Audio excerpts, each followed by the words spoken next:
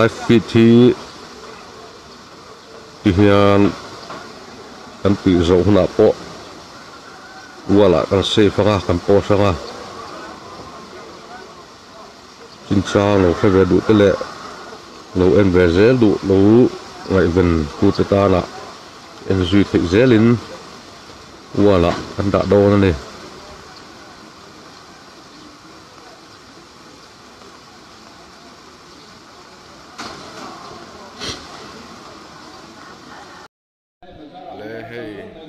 tlang val china ya boral haron thleng chodona kon pui VCT task force duty na huna mi pui chhanem ngai ten hian lo huak ve ni aro pui hle mai ki ron tlang don me ka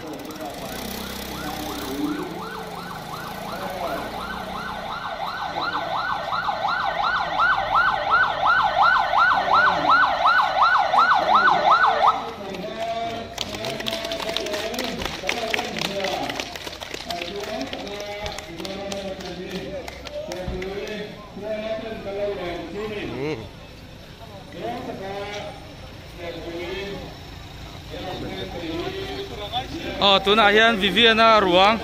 còn pui market rồi thleng mek a join we ma shroi tu ten puan ten lau pe a ten tol lau puan te ron zui tu a chen pa pe bok ka ni tụi này hiện ai zol ten pan le mai don in ne hian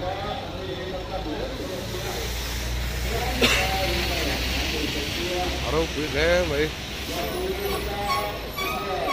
alung chiat thak ka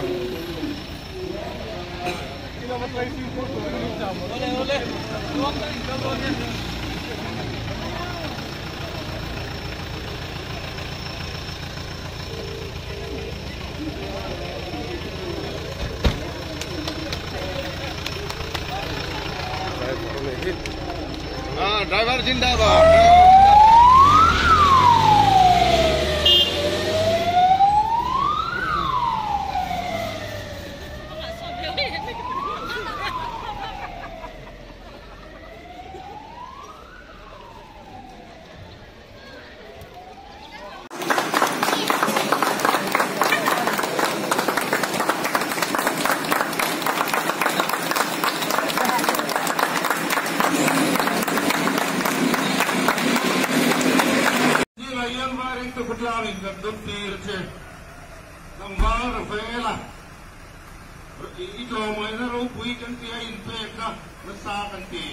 at chuang tak zet che ti khan helai a chung an ti ding le lo mai am chunga